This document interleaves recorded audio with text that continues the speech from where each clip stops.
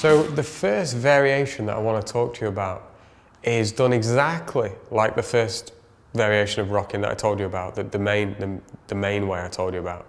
But all you do is, instead of having your toes on the floor, you have the tops of your feet on the floor.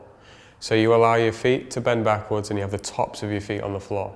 And what this does is it mobilizes your ankle in a different way, and it allows you to get a longer range of motion, so your backside can go down further.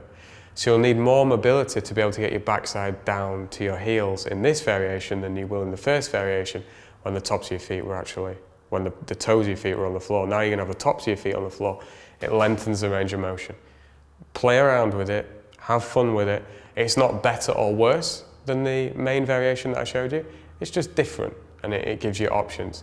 I particularly like to do this variation. I'll do 10 reps of this variation and 10 reps of the original variation, so 2 different foot positions before I squat, and then I feel like my squat is really good. So I like to use this one as part of my warm-up on my gym days before a lower body session where I'm going to squat and deadlift.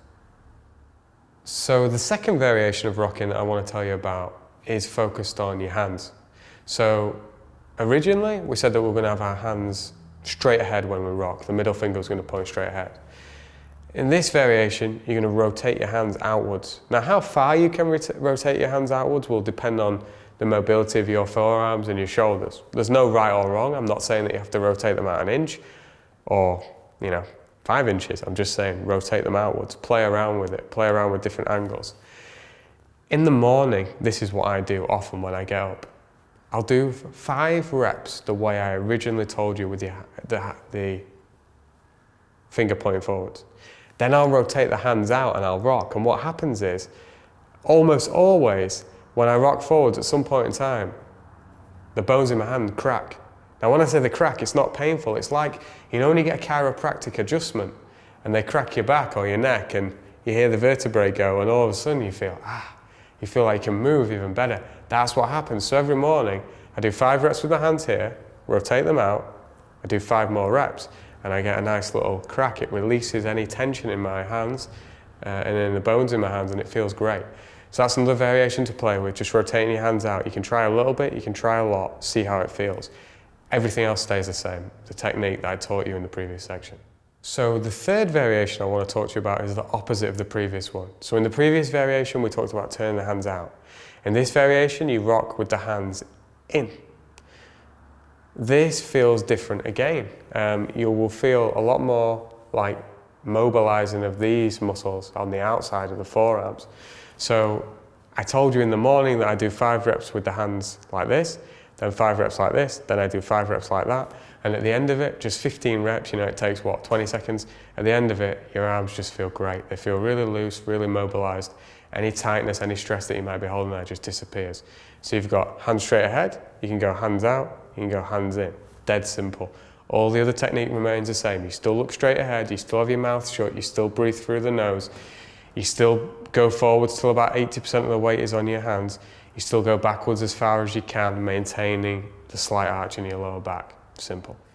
The fourth variation of rocking is to play with the width of your knees. So originally, I said that you were going to rock with the knees just outside shoulder width, which is a great starting point. But for this variation, you take your knees wider. So just take them out as far as you can. And this really opens up like the inside of the thigh, like the groin area. And you're just rocking exactly the same way. If I've had a hard session in the gym where I've done squats or deadlifts and the hips have really done a lot of work, at the end of a session, I'll do 5 or 10 reps in the original way with the shoulders just outside, with the knees just outside shoulder width. And then I'll take the knees as wide as I can and do 5 or 10 reps. And that just really loosens up the hips and gets them feeling great again after you've put some tension in there by lifting heavy weights on squats or deadlifts. But equally, you can use this exercise if you've just been sat down at your office desk for half an hour or an hour and you're feeling a bit tight in your lower back. Same thing. Do 5 or 10 reps in the regular way with your knees just outside shoulder width. And then go wide. Take those knees as wide as you can and rock in exactly the same way. Gives it a different feeling, opens up your hips in a slightly different way. The fifth variation of rocking is the opposite of what I just said. So in the fourth variation, we talked about taking the knees as wide as you could. In the fifth variation, we'll take them narrower. So originally, we said knees just outside shoulder width. For the fifth variation, we'll go inside. So we'll go shoulder width or narrow. And you can play around with it. It's not like there's a set width. It's not like your knees must be 4 inches apart or 6 inches apart. Just play around with rocking with your knees narrower than your shoulders. And again, go through a pain-free range of motion, never move into pain, and never go so low that you lose that natural curve in your lower back. And I found personally, for me, narrow is quite tricky from that point of view. It can be quite tricky to go all the way down till your butt touches your till your butt touches your heels when the knees are narrow. And it took me quite a while to be able to do that, to be able to maintain the integrity of my lower back positioning while going all the way down with the knees narrow. But it's worth doing. The more of these variations that you do and get good at, the more your body feels kind of resilient and bulletproof and injury-proof. So that's variation 5, knees narrow. So the sixth variation of rocking is a little bit different to anything I've mentioned so far because it's really going to activate your glutes. It's going to activate your backside. Now, your glutes, literally your backside, are the biggest, strongest muscles in the human body, or at least they should be. A lot of people these days spend too much time sat down and their glutes are weak and inactive. There's a lot of people who can't even tense their glutes. I remember when I first started training in the gym when I was 16, I actually couldn't tense my glutes. I didn't know how to do it, and I had to do exercises to learn how to tense my glutes. And then when you start squatting and deadlifting and training your lower body hard, you realize that the glutes are the most powerful muscles in the body.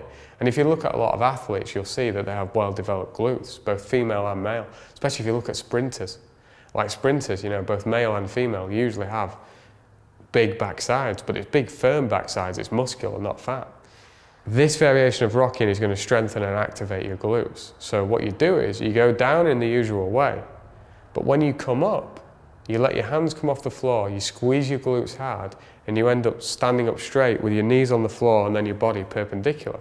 Then you go back down, sit on your heels, let your hands touch the floor again, and rock that way. So each time you come up, you activate your glutes.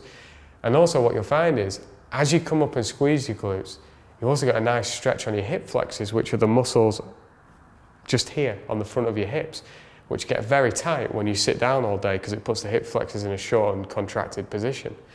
So this style of rocking is really good. It's great to do before exercise because it activates your glutes, which are the biggest, most powerful muscles in the body. But it also stretches out the hip flexors, which improves your posture, because as the hip flexors get tight, look what happens. I get shorter, everything gets pulled forwards. When you open up your hip flexors, you can stand tall and you have good posture. So this variation of rocking, I really like. You go back as usual, but then on the way up, you let your hands come off the floor and you kind of stand up straight from your knees to your head. You tense the glutes, you open up the hip flexors without thinking about it, and then you go back down and repeat for reps. 10 reps of this before you exercise, really good idea. So the seventh variation of rocking that I want to talk to you about is performed with one leg straight. So you set up as you normally would, but set up with your knees in line with your hands. So your knees shoulder width apart. And then take one leg and put it straight out to the side of you with your foot pointed forwards. And then rock backwards and forwards.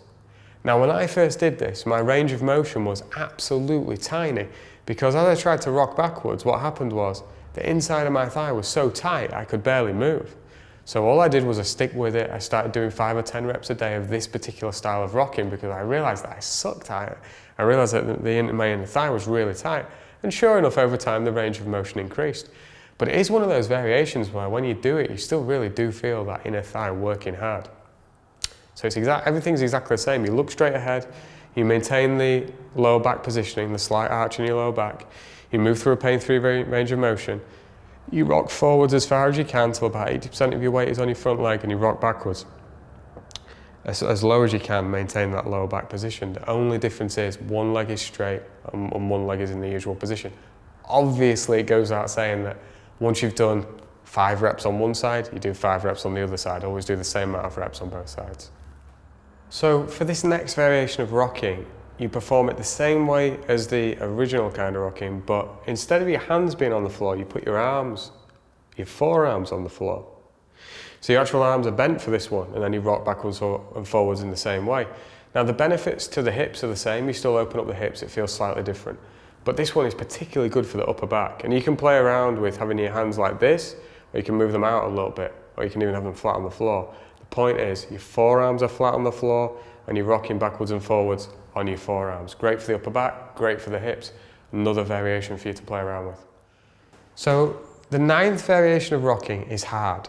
None of the other variations are hard. Like some of them, you might find you're bad at. You might find you can only move through a short range of motion because you've got restrictions. But those restrictions will disappear over time as you do more rocking. Your range of motion will improve, your joint health will improve, everything will get better.